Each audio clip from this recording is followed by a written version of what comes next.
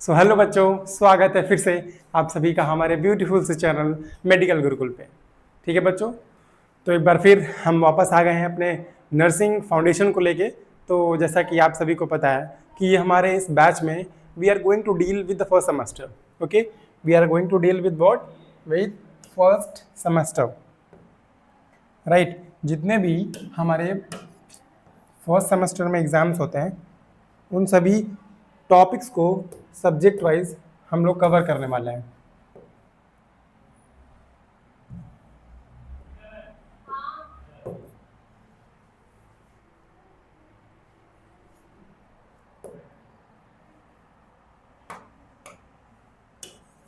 ठीक है, तो आगे बढ़ते हैं हम लोग। आज का हमारा लेक्चर रहने वाला है,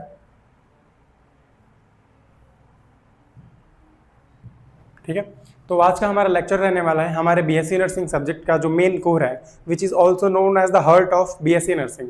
ठीक है, जो कि बेस यानी नींव बोल सकते हैं, जड़ मानी जाती है बीएससी नर्सिंग की, उसको आज हम लोग स्टार्ट करने वाले हैं, जो कि नर्सिंग फाउंडेशन या फंडामेंटल ऑफ नर्सिंग के नाम से भी इसे पढ़ते हैं।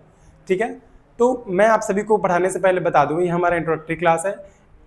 हम लोग मेडिकल प्रोफेशन में एंटर हुए हैं, राइट। हम सभी ने अपने कॉलेजेस में एडमिशन ले लिए होंगे, तो ये हमारा क्या है, स्टार्टिंग है, नर्सिंग का स्टार्टिंग है। तो स्टार्ट किससे किया जाता है? सपोज अगर आप कोई घर बना रहे हो तो स्टार्ट कहाँ से होगा? नींव डालना, ईंट हो गया, फिर जो सैंड वैंड सब लेके नींव यानी जड़, नींव रखते हैं। Similarly we are going to deal just small introduction about what is nursing, और उसमें फंडामेंटल ऑफ नर्सिंग का काम क्या होता है। ठीक है, तो मैं आप सभी को बता दूं, जो फंडामेंटल ऑफ नर्सिंग होता है दैट इज नर्सिंग फाउंडेशन के नाम से भी जाना जाता है। इसमें हम लोग नर्सिंग से रिलेटेड अभी बेसिक नॉलेज पढ़ते हैं। ठीक है, सपोज अगर हम after completing our BSc nursing for 4 year, तो हम लोग कहीं पे तो जाएंगे ना एज अ नर्स वर्क करने के लिए, एज अ नर्सिंग ऑफिसर। आप सभी लोगों का कुछ ना कुछ लोग का एम होगा कि आगे पढ़ के नर्सिंग ऑफिसर बनेंगे। ठीक है, तो नर्सिंग फाउंडेशन क्या करता है, हमारा एक जड़ होता है, हमारा नींव होता है। इसमें हम लोग जो कॉमन मेडिकल टर्म्स होते हैं, प्रॉपर हेल्थ क्या होता है, पेशेंट कैसे कैसे डिजीज़ हो सकता है पेशेंट को, वो सब हम लोग पढ़ते हैं। तो आज के लेक्चर में सिर्फ हम लोग इतना पढ़ने वाले हैं, वे बेसिक टर्मिनोलॉजीज। ठीक है, क्योंकि ये जो मेडिकल का वर्ड्स होते हैं, ठीक, अगर मैं कहूँ मुझे बुखार है, ठीक है, अगर मैं कहूँ मुझे बुखार है तो बहुत सारे लोग समझ जाएंगे कि हाँ इसको बुखार है। लेकिन इन आवर मेडिकल प्रोफेशन जो हमारा बुखार होता है उसको पायरेक्सिया कहते हैं। ठीक है, हाँ पायरेक्सिया कहते हैं हमारे बुखार को। ठीक है, तो ऐसे ही डिफरेंट डिफरेंट डिजीजेज और डिफरेंट डिफरेंट जो नॉर्मल चीज़ें हमारे लाइफ में हो रही हैं, मुझे खांसी आ रही है, मैं सांस नहीं ले पा रहा हूँ, तो ये तो ईजी लैंग्वेज हो गया ना। लेकिन मेडिकल प्रोफेशन में इन्हीं सब वर्ड्स एक टर्मिनोलॉजी बन जाते हैं। तो हम आज उन सभी टर्मिनोलॉजीज का शॉर्ट क्विक रिव्यू करने वाले हैं। तो स्टार्टिंग फिर first terminology that is acute illness. ठीक है, अक्यूट इलनेस,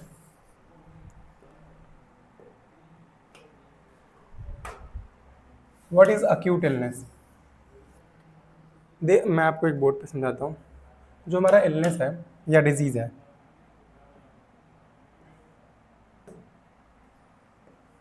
जो इलनेस है, illness basically on the basis of duration, ये हमारा 2 टाइप्स का होता है। फर्स्ट इज एक्यूट और सेकेंड वन इज क्रॉनिक। ठीक है, 2 टाइप्स के इलनेस होते हैं बेसिकली, क्रॉनिक एंड अक्यूट।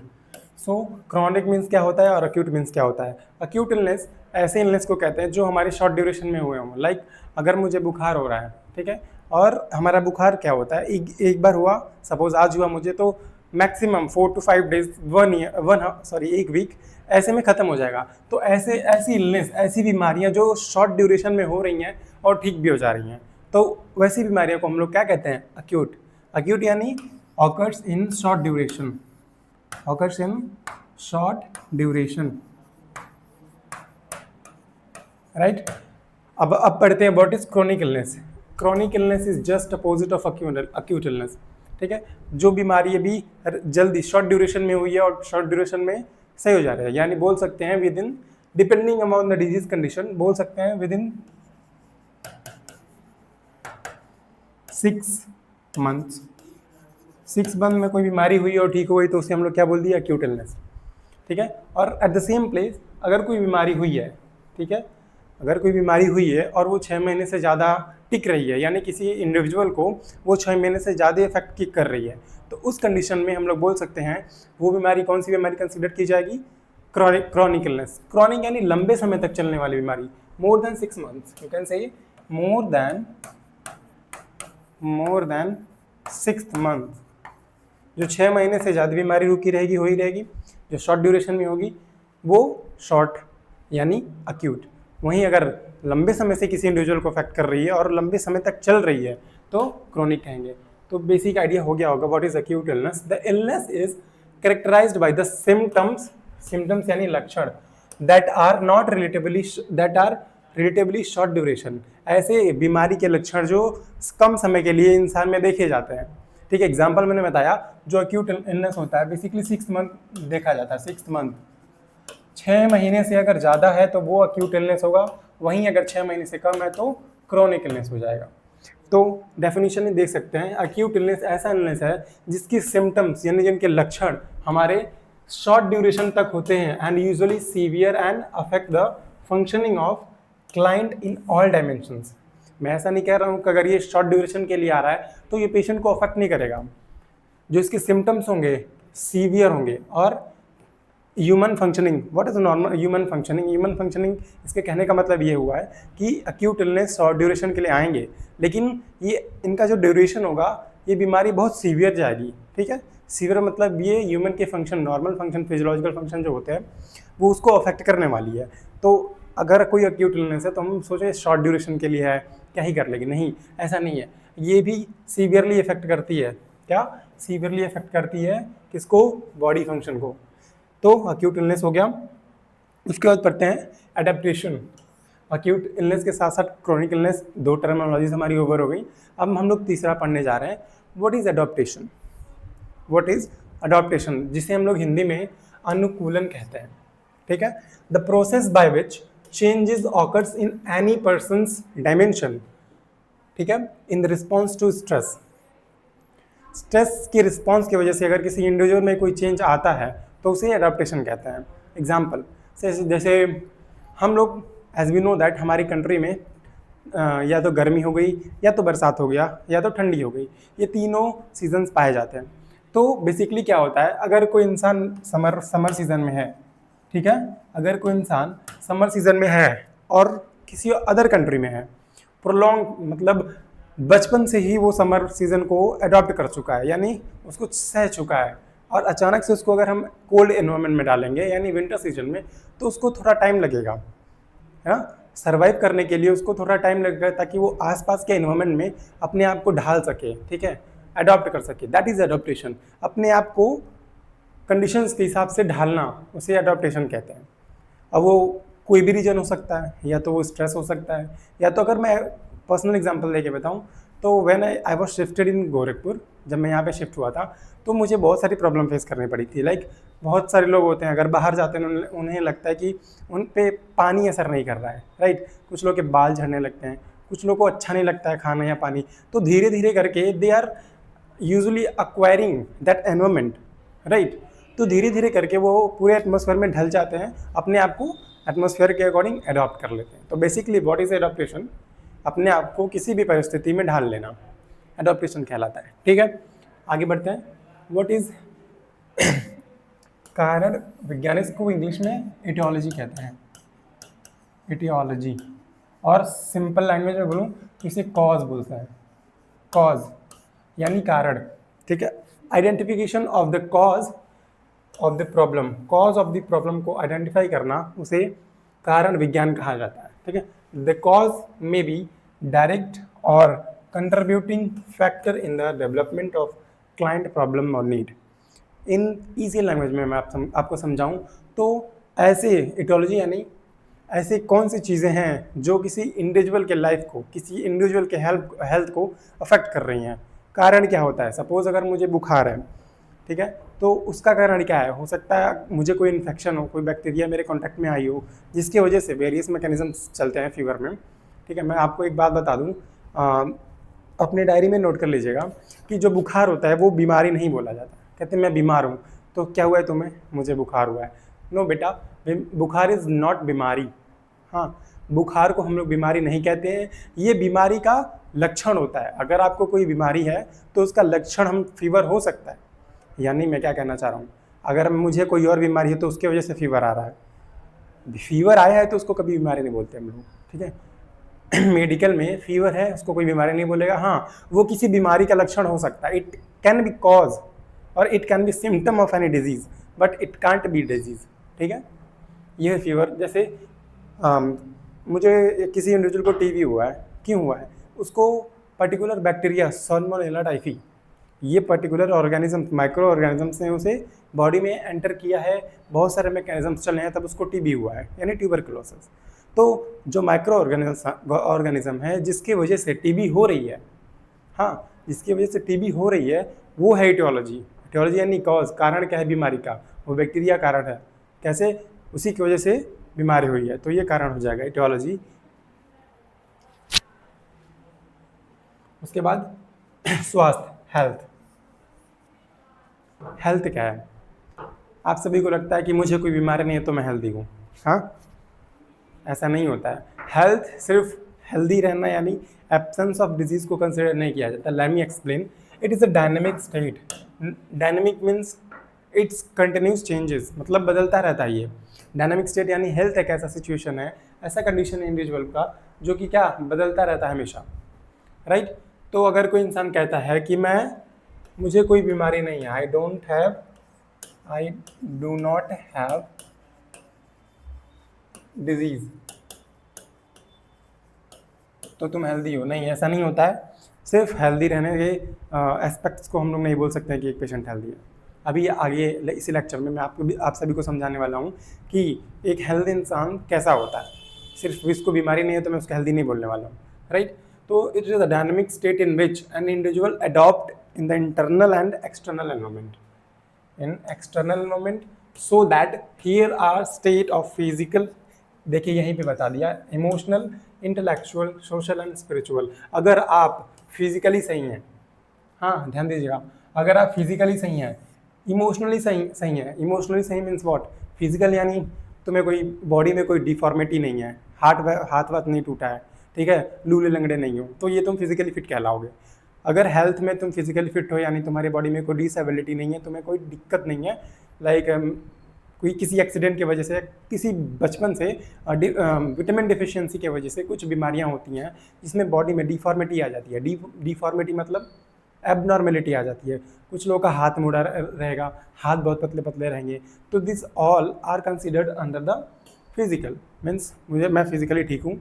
उसके बाद देखा जाता है कि यू आर इमोशनली फिट और not. Emotionally fit means what, आप अगर किसी सिचुएशन में पढ़ रहे हो तो how you are dealing with that situation. इसका मतलब मैं कहना चाह रहा हूँ कि अगर मैं आप किसी को सिचुएशन में भेज दूँ जहाँ पे आपको गुस्सा दिलवा जाए, ठीक है, आपको गुस्सा दिलवा जाए, उस टाइम आपके बिहेवियर को नोटिस किया जाएगा कि तुम कितना कूप अप कर पा रहे हो, ठीक है। If you are sitting in a society, if you are working in a society, if you are living in a society, your emotional stability should be maintained. And how it is maintained? Emotional stability में हम लोग देखते हैं कि patient अपने emotions को कैसे control रखता है, ठीक है। तो फिजिकली फिट रहोगे तो, इमोशनली फिट रहोगे तो, अब आता है इंटेलेक्चुअल, सोचने की क्षमता, तुम्हारा दिमागी हालत कैसा है, ठीक है। उसके बाद सोशल, यानी तुम सोसाइटी में कैसे रह रहे हो।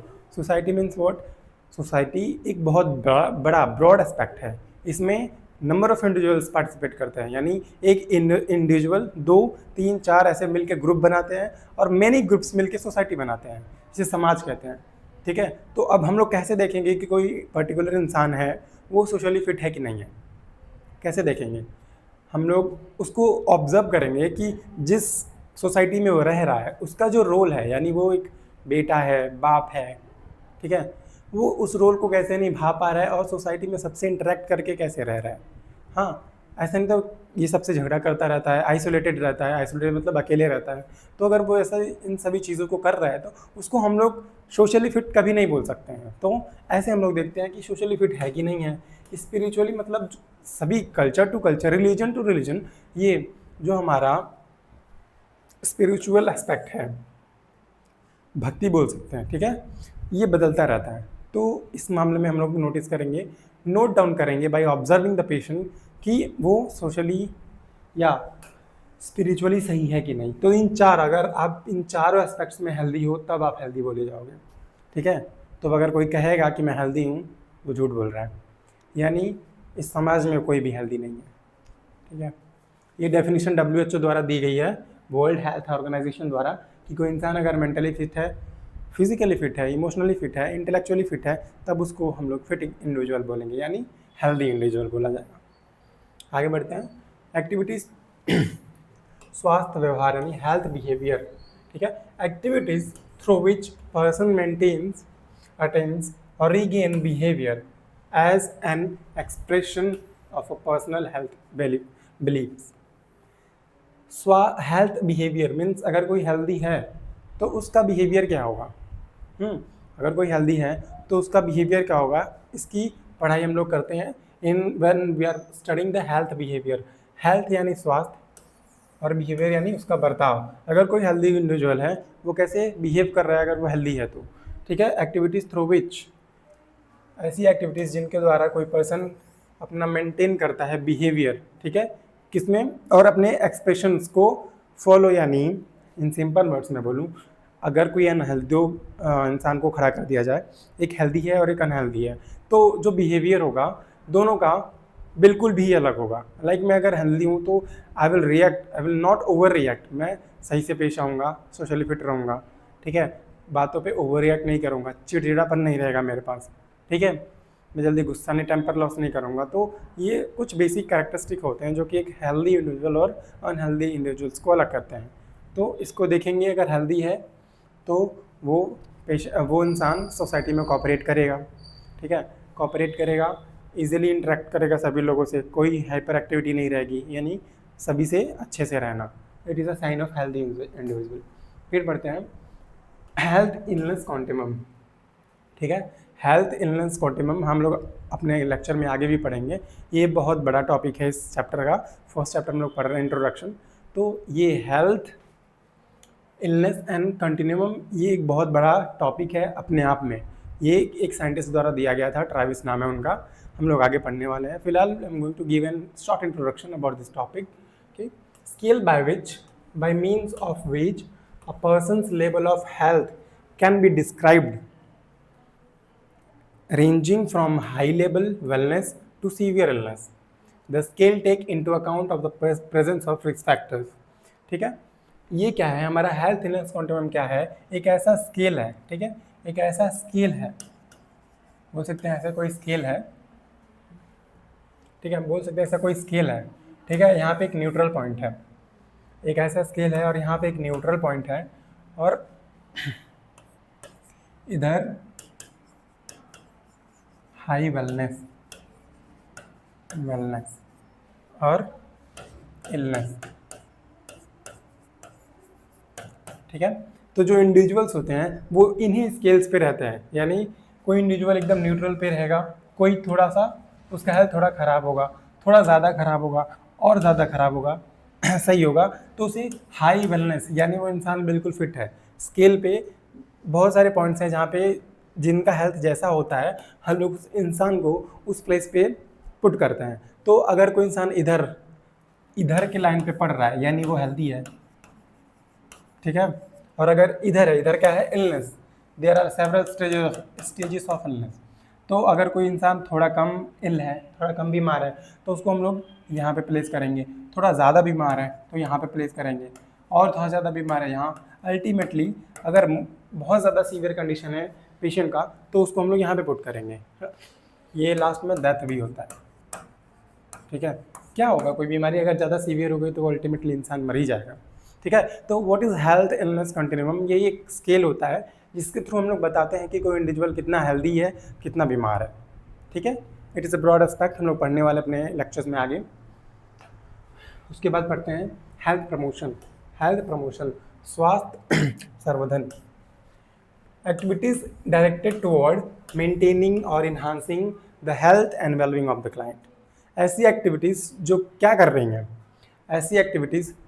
रही हैं, किसी पर्टिकुलर इंडिविजुअल का, कोई इंसान है तो उसके हेल्थ को बढ़ावा दे रही हैं। Promotion, you can say here promotion example आप लोग समझ सकते हैं कि बहुत लोग अपने पर्टिकुलर प्रोफेशंस में हैं, ठीक है, सभी लोग अपने पर्टिकुलर प्रोफेशंस में हैं, तो वहाँ कोई ना कोई कुछ कुछ काम कर रहा है।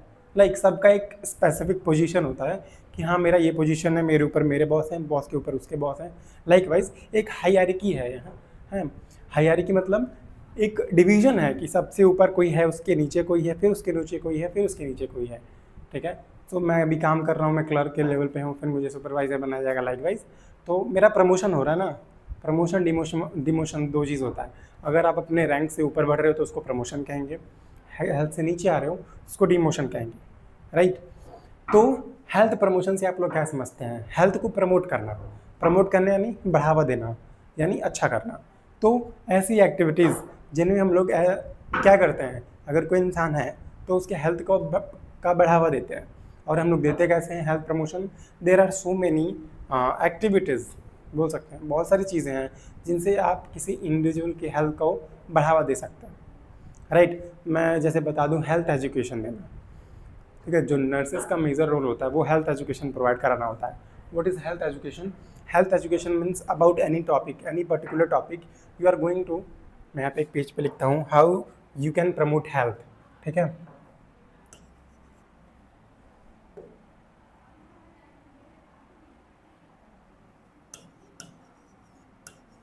measures for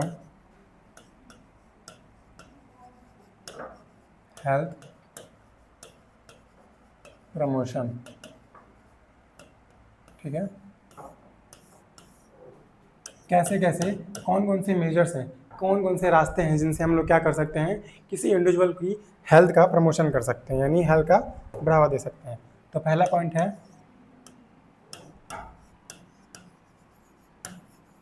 हेल्थ एजुकेशन, ठीक है। हेल्थ एजुकेशन क्या होता है? हेल्थ एजुकेशन किसी भी पर्टिकुलर टॉपिक के बारे में, जैसे प्रिवेंशन ऑफ मलेरिया, मलेरिया को कैसे प्रिवेंट करें, ठीक है।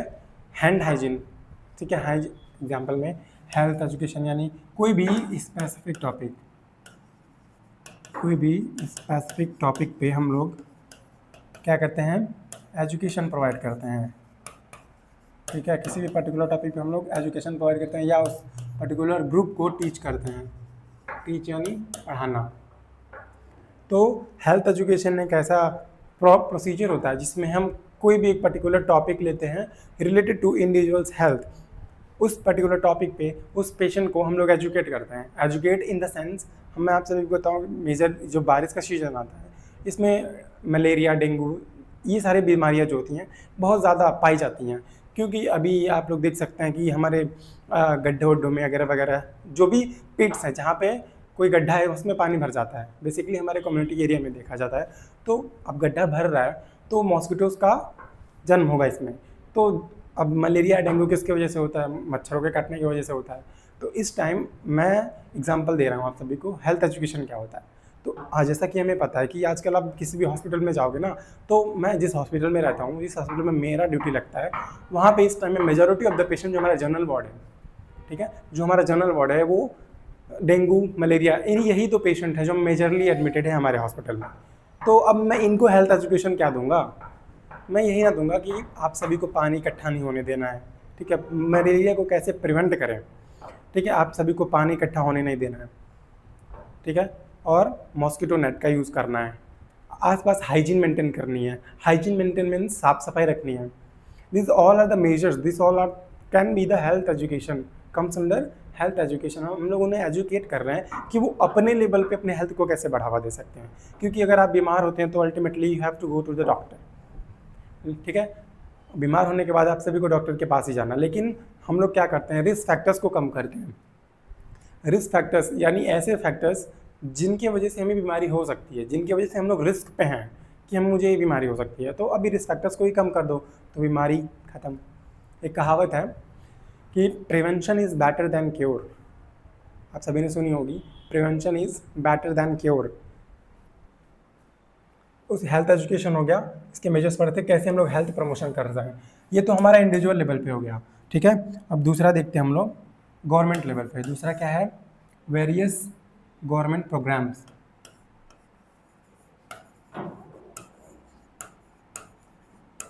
गवर्नमेंटल प्रोग्राम्स, ठीक है। कुछ एनजीओज भी लगाते हैं, एनजीओज प्रोग्राम।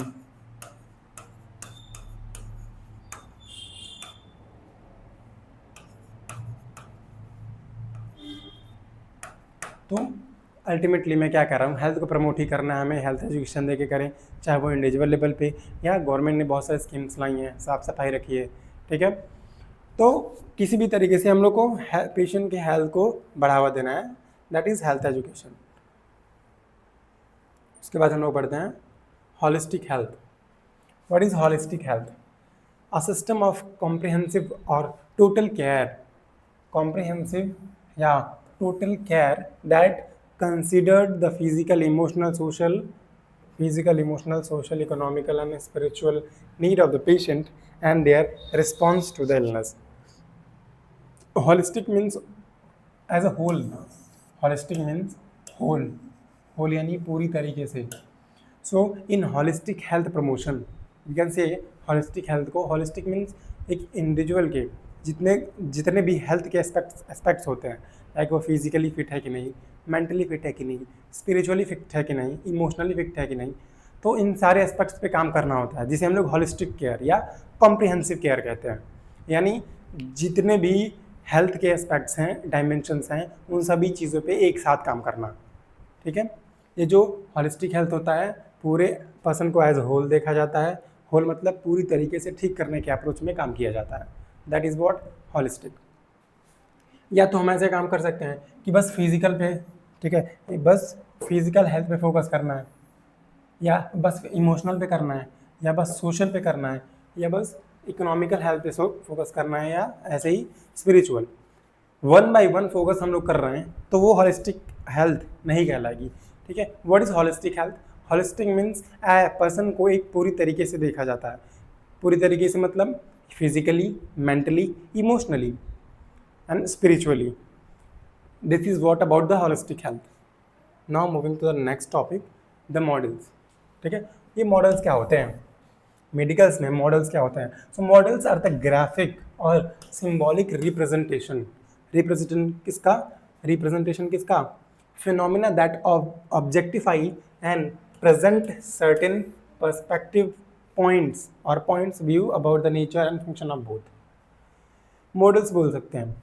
मॉडल्स मीन्स या तो ग्राफिकल होगा, ठीक है, या तो ग्राफिकल या तो सिंबॉलिक प्रेजेंटेशन होगा, जिसमें बेसिकली हम लोग क्या करते हैं, there are various models and graphs जिनके थ्रू एग्जांपल मैं आप सभी बताऊं कि पर ईयर कोई इंडिविजुअल बोल सकते हैं हम प्रोस्टेट कैंसर जो कि मेल्स में प्रोमिनेंट देखा गया है, तो ऐसा ग्राफ प्लॉट करना है हमें, ऐसी मॉडल्स बनाने हैं, या तो ग्राफिकल या सिंबॉलिक रिप्रेजेंट कर रहा हो कि एक साल में कितने लोग अफेक्ट होते हैं, ठीक है। या तो अगर कोई दूसरा एग्जांपल दे रहा हूँ, अगर कोई ऑथर है अपनी किताब लिख रहा है, ठीक है, अगर कोई ऑथर है अपनी किताब लिख रहा है, तो सपोज उसने भी हेल्थ के बारे में बताया, तो हेल्थ के बारे में वो वेरियस मॉडल्स बना सकता है, और उन मॉडल्स में वो हेल्थ को कैसे कैसे ठीक कर सकते हैं वही एक्सप्लेन करने वाला है, ठीक है। मॉडल मतलब आप सभी बेसिक नॉलेज रखिए कि कोई चीज़ है, या तो वो ग्राफिकल वे में हो, या तो सिंबॉलिक वे में हो, या तो थ्योरेटिकल वे में हो, ठीक है। और उससे हम लोग क्या कर रहे हैं, अल्टीमेटली पेशेंट के हेल्थ प्रमोशन में काम कर रहे हैं। अगेन आ गया हेल्थ, आगे state of physical, mental and social wellbeing and absence of diseases, ये WHO द्वारा दिया गया डेफिनेशन है। It is not a proper definition. Health means आपको जो मैंने पहले बताया था सेम एकदम सेम है। हेल्थ क्या है? अगर कोई individual physically, mentally, socially, spiritually and emotionally अगर वो फिट है तो उस पर्सन को हम लोग हेल्दी बोलेंगे, दैट इज़ हेल्थ, ठीक है। उसके बाद देखते हैं community. What is community? What is community? Community मतलब अपने इजी लैंग्वेज में समझिए, a particular area, a particular geographical area in which we are going to study about the humans और group of humans, ठीक है। आसान भाषा में बोला जाए तो कम्युनिटी एक ऐसा स्पेसिफिक या पर्टिकुलर एरिया होता है जिसमें लोग रह रहे होते हैं। एग्जाम्पल गांव, जो हमारा गांव होता है वो हमारी कम्युनिटी है, क्योंकि एक सभी गांव के अलग अलग नाम होते हैं, एक स्पेसिफिक बाउंड्री रहती है कि हाँ ये इस गांव का नाम ये है, इस गांव का नाम ये है, ठीक है। तो सभी के पास स्पेसिफिक बाउंड्री है ना, तो एक पर्टिकुलर बाउंड्री में जो लोग रह रहे हैं उसे हम लोग कम्युनिटी कहते हैं। एग्जाम्पल, कोई विलेज हो गया, अगर सपोज उस विलेज का नाम एक्स है, तो that village is X community, मतलब विलेज को ही हम लोग कम्युनिटी कहते हैं मेडिकल में। Community as a group of inhabitation living together. Listen, living together, a group of people who are living together in a particular geographical area, they are considered as the community. ठीक है। तो overall community का मतलब कोई गांव समझ सकते हैं आप सभी, या कोई सोसाइटी समझ सकते हैं। Means where a group of individual और group of individuals are living and they are sharing their own, their same values, thoughts and culture. इन सभी साथ रह के अपने आइडियाज़ को शेयर करना, कल्चर को फॉलो करना, ठीक है, और हेल्दी इंटरेक्शंस रखना, ये कम्युनिटी के अंदर इसका कैरेक्टरिस्टिक होता है कम्युनिटी का। ठीक है, आप लोग बस इतना समझिए, कम्युनिटी मतलब कोई गांव। अब पढ़ते हैं नर्सिंग। What is nursing? आप सभी नर्सिंग कर रहे हो ना, तो what you have basic idea about nursing? क्या होता है नर्सिंग? ये कोई कोर्स है? नर्सिंग का नाम नर्सिंग क्यों है? कुछ और भी तो हो सकता था। हाँ, तो बताइए what is nursing? But nursing is an art, science and profession by which we render serve to human being. एक साइंस, नर्सिंग को क्या बोला गया है? नर्सिंग एक आर्ट है, एक साइंस है और एक प्रोफेशन है जिसके थ्रू हम लोग सर्व किसको कर रहे हैं? ह्यूमन बींग्स को सर्व कर रहे हैं। क्या करने के लिए? To help him to regain और keep normal state of body and mind. We are helping an individual, और हेल्प किस लिए कर रहे हैं? ताकि उस पर्टिकुलर इंडिविजुअल्स का हेल्थ सभी एस्पेक्ट्स में बना रहे, यानी अच्छा रहे। Even it's about physical, even it's about emotional, even it's about intellectual, even it's about spiritual. तो जितने सारे एस्पेक्ट्स होते हैं उन सभी को मद्देनज़र रखते हुए पेशेंट को सर्व करना है, जिससे वो हेल्दी रहे, या तो बॉडी से या तो माइंड से। ठीक है, this is all about the nursing. Nursing का एक स्पेसिफिक डेफिनेशन होता है गिवन बाय द मैं आप सभी को बताना भूल गया कि नर्सिंग में इन इंडिया या इंटरनेशनल पे देखा जाए तो देयर आर 2 गवर्निंग बॉडीज। ठीक है, गवर्निंग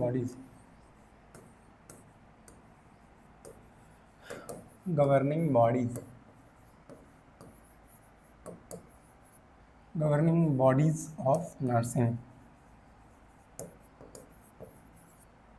ठीक है, तो बेसिकली मेजरली 2 गवर्निंग बॉडीज़ हैं हमारी नर्सिंग की। पहला क्या है? Indian nursing council.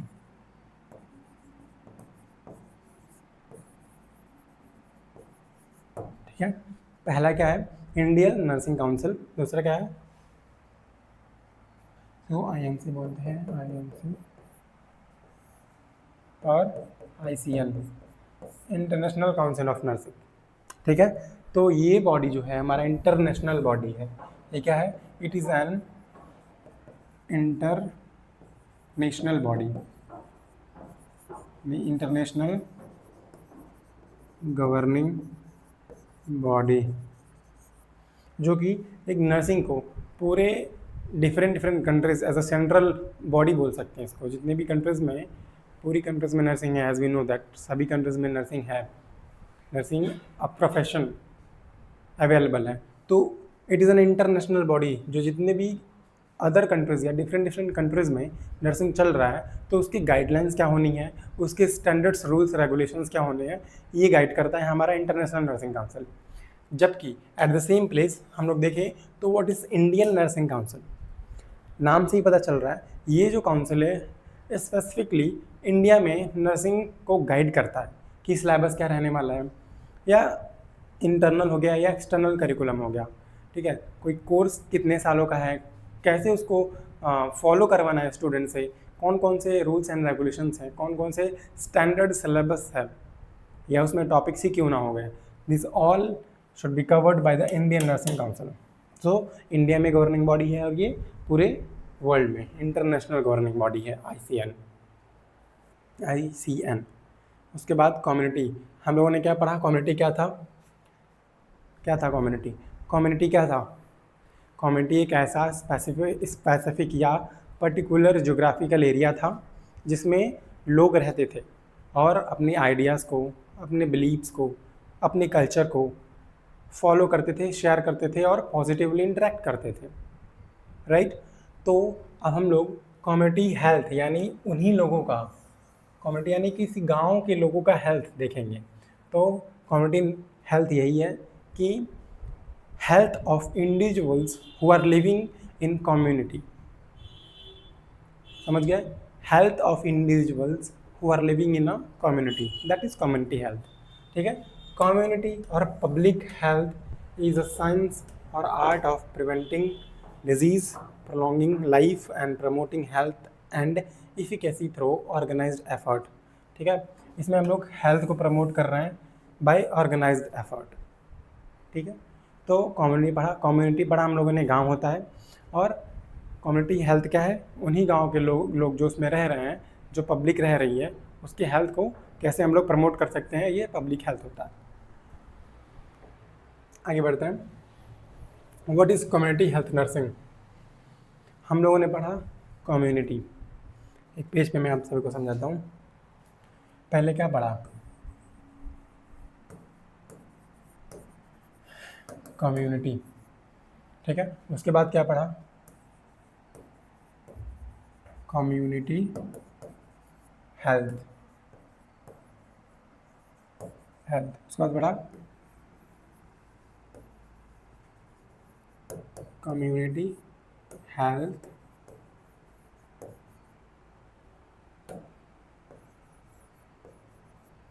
Nursing.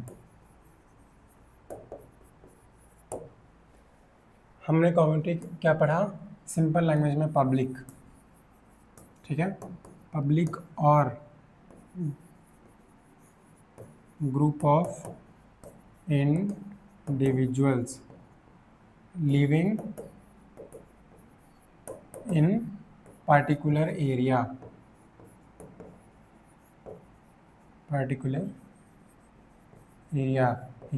Example में हम लोग ले लिए कोई विलेज, ठीक है। ये था हमारा कम्युनिटी। उसके बाद कम्युनिटी हेल्थ क्या है, टेकिंग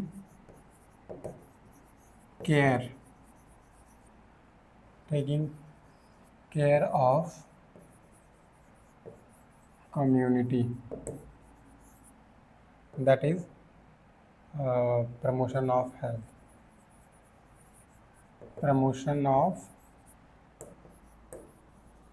हेल्थ, ऑफ कम्युनिटी, ठीक है। कम्युनिटी क्या था, गांव में रह रहे लोग यानी कोई पब्लिक, और कम्युनिटी हेल्थ क्या था, इन्हीं पब्लिक के हेल्थ को आगे बढ़ाना। At the same place community health, community मतलब गांव, हेल्थ मतलब उन गांव के लोगों के हेल्थ का प्रमोशन करना, नर्सिंग, बस एक शब्द जुड़ा हुआ है लास्ट में, nursing.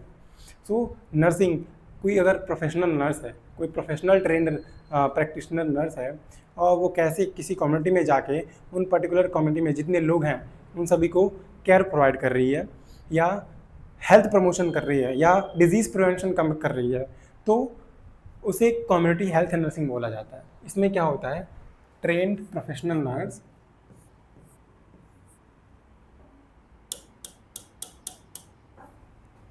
in community health nursing, trained professional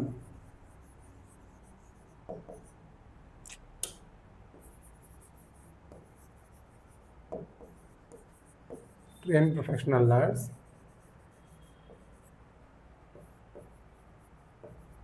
cares और health promotion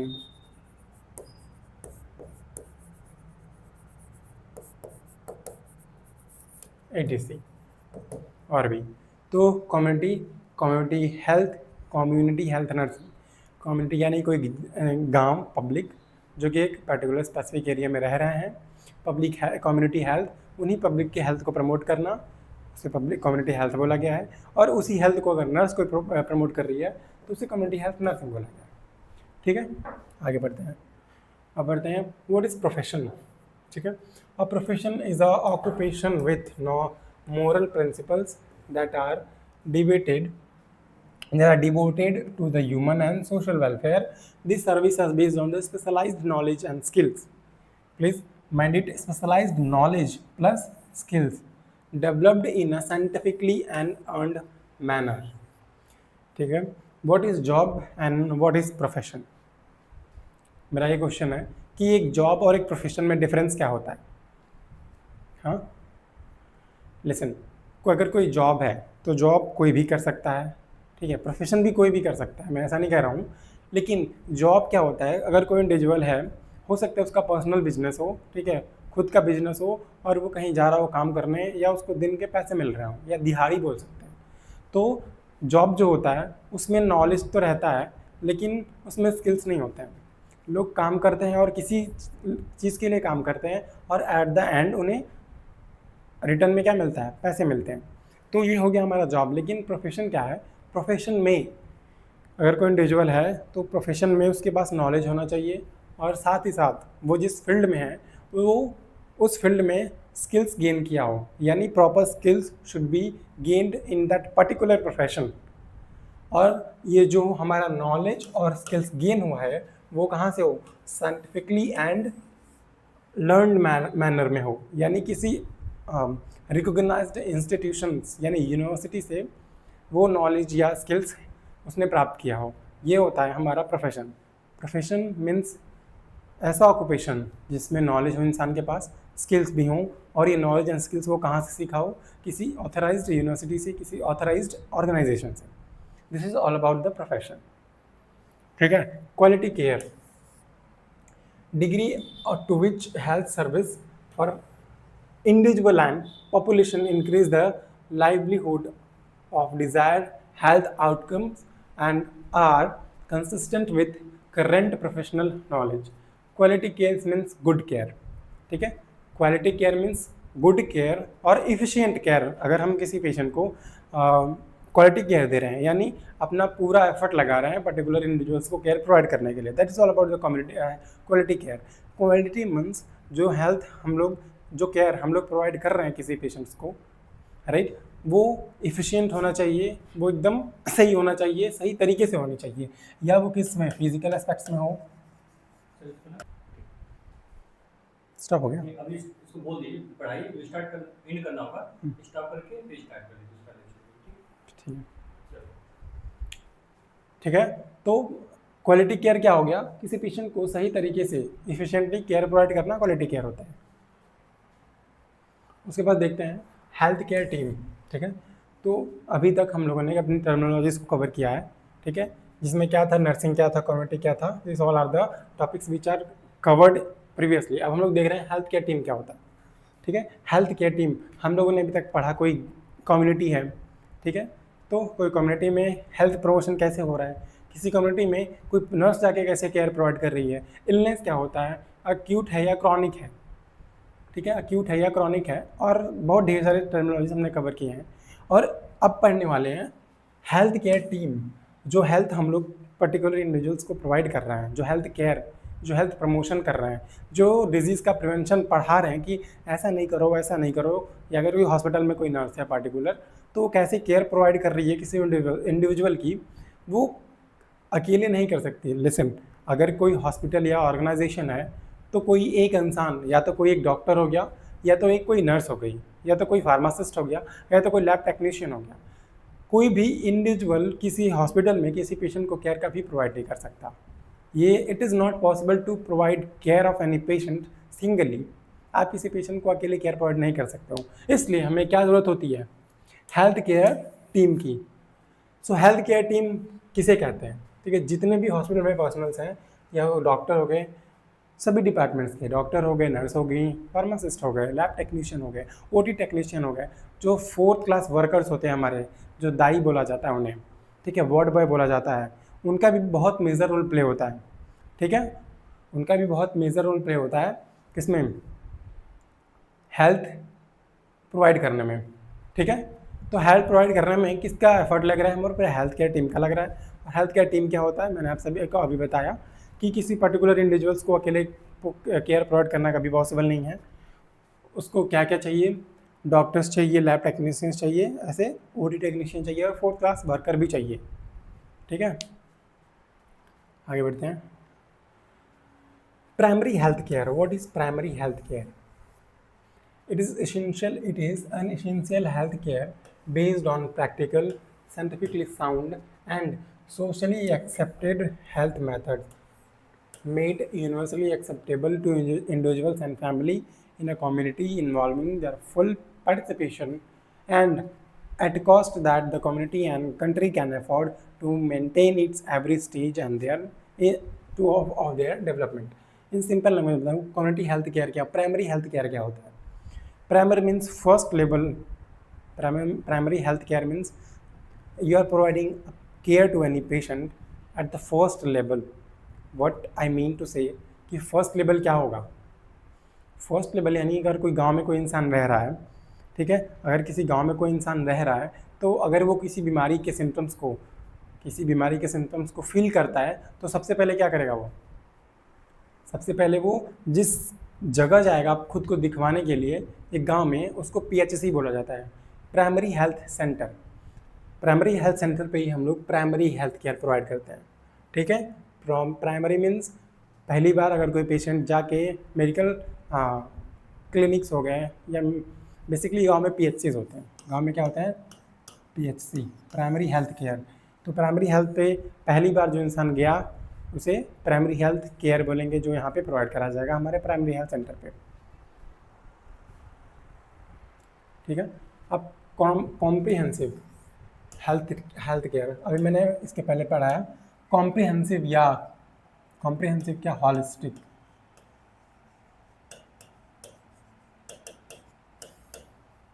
Comprehensive health care is a combined, integrated, curative, preventive, promotive, and restorative care made available to the people without distinction of caste, creed, economic status from birth to death.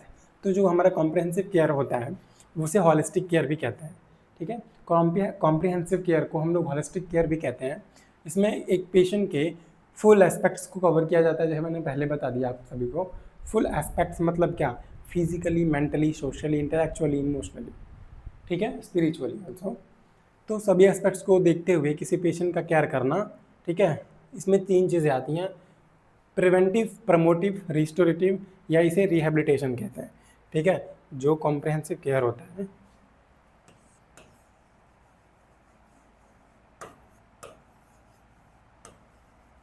जो हमारा comprehensive care होता है, ये 3 parts में divided होता है। ठीक है, पहला प्रिवेंटिव, दूसरा प्रमोटिव, उसके बाद तीसरा क्या है हमारा? प्रिवेंटिव, प्रमोटिव एंड रिस्टोरेटिव या रिहैबिलिटेशन बोलते हैं।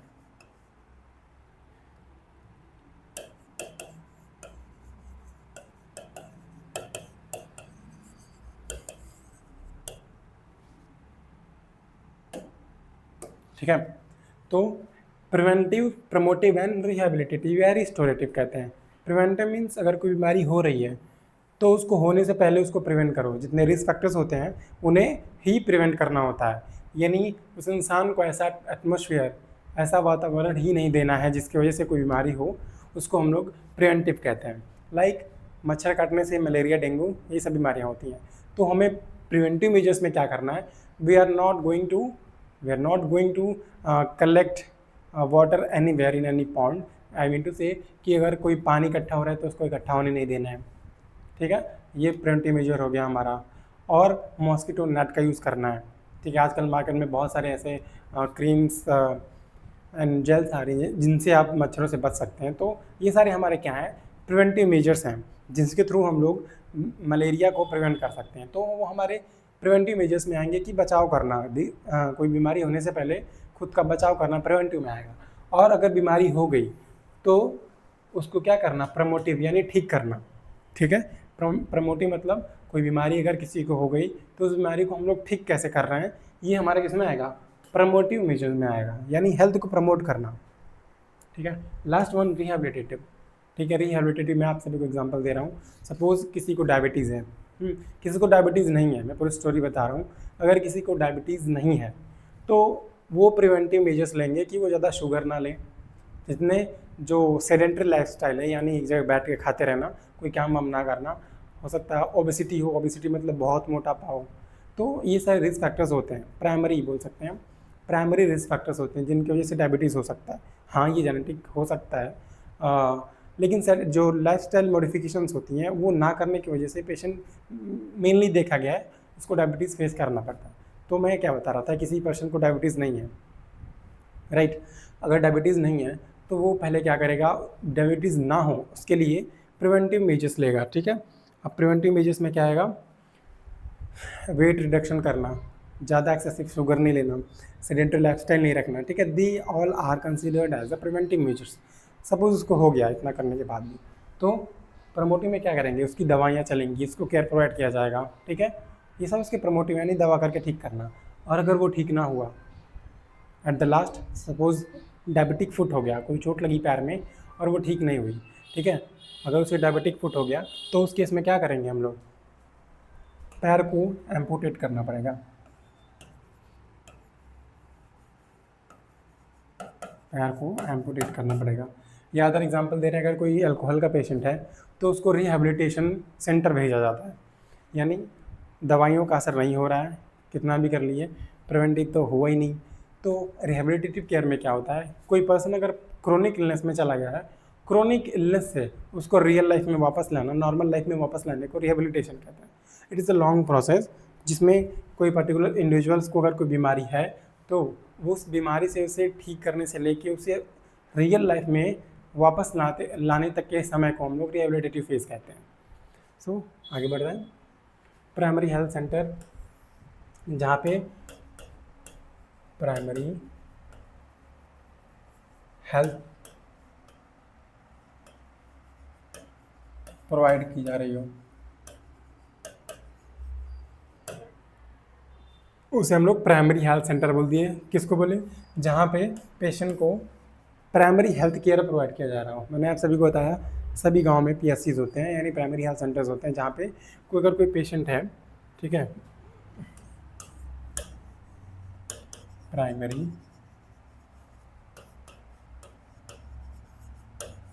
हेल्थ सेंटर्स, ठीक है। प्राइमरी हेल्थ सेंटर सभी विलेजेस में होता है, प्रेजेंट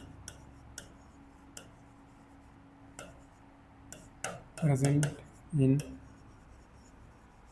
एवरी विलेजेस, ठीक है। और यहाँ पे क्या होता है, ये कनेक्शन होता है, अगर कोई पेशेंट फर्स्ट टाइम इंजर्ड हुआ है, फर्स्ट टाइम बीमार हुआ है, तो सबसे पहले अपने गांव के PSC पे एनकाउंटर करेगा, जिसे प्राइमरी हेल्थ सेंटर कहते हैं।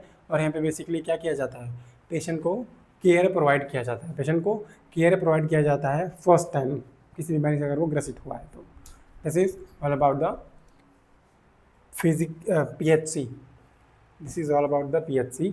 Primary health centre is a institution, as you can see here, it is an institution, ये एक संस्था होती है जहाँ पे कॉम्प्रिहेंसिव केयर प्रोवाइड किया जाता है, ठीक है। कॉम्प्रिहेंसिव केयर में क्या क्या आता है, मैंने आपको पहले ही बता था, प्रिवेंटिव मेजर्स आते हैं, प्रमोटिव मेजर्स आते हैं और क्यूरेटिव मेजर्स आते हैं, और at the last rehabilitative.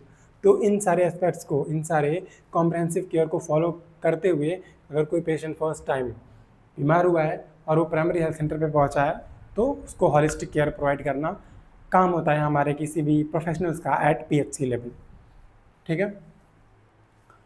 Preventing, promoting and curative service to the people living in undefined geographical area. Defined geographical area means I am talking about the village, ठीक है, village की बात कर रहा है यहाँ पे। डिफाइंड जियोग्राफिकल एरिया यानी किसी विलेज की बात कर रहा है। डिफाइंड मीन्स कोई लिमिटेड, यानी मुझे पता है कि ये यहाँ से वहाँ तक इस गांव का डायमेंशन है, ठीक है, यहाँ से लेके वहाँ तक ये गांव फैला हुआ है, इसे हम लोग इस डिफाइंड बोल सकते हैं, यानी अच्छे से बताया गया है कि इस गांव का लेंथ कितना बड़ा है। तो डिफाइंड जियोग्राफिकल एरिया में जिसमें लोग रह रहे हैं, मैंने एग्जांपल बताया गांव, उसमें क्या किया जा रहा है, प्राइमरी हेल्थ सेंटर है, ये सेंटर बोल सकते हैं एक दवा खाना है, सभी गाँव में होता है, ये गवर्नमेंटल बॉडी है, कोई प्राइवेट सेक्टर नहीं है, ये गवर्नमेंटल सेक्टर है। सभी गांव में प्रेजेंट होता है पीएचसी, प्राइमरी हेल्थ सेंटर, जहाँ पे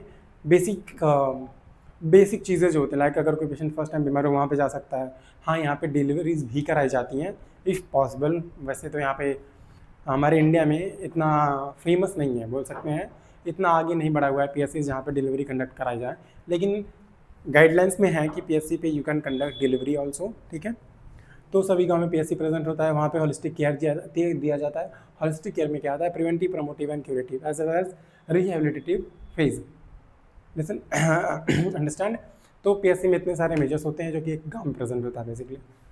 तो आज के लेक्चर में इतना ही रहने देते हैं। हम लोगों ने बहुत ढेर सारी टर्मिनोलॉजीज पढ़ चुकी हैं, तो अभी टर्मिनोलॉजीज पढ़ रहे हैं, धीरे धीरे हम लोग क्या एब्रिविएशंस पढ़ेंगे, शॉर्ट फॉर्म्स कुछ होते हैं जो कि मेडिकल प्रोफेशन में बेसिकली यूज़ किए जाते हैं, तो उन शॉर्ट फॉर्म्स को हम लोग अगले आने वाले लेक्चर्स में पढ़ेंगे। So that's all for the day. Hope आप सभी पढ़ाई लिखाई कर रहे हो। Thank you.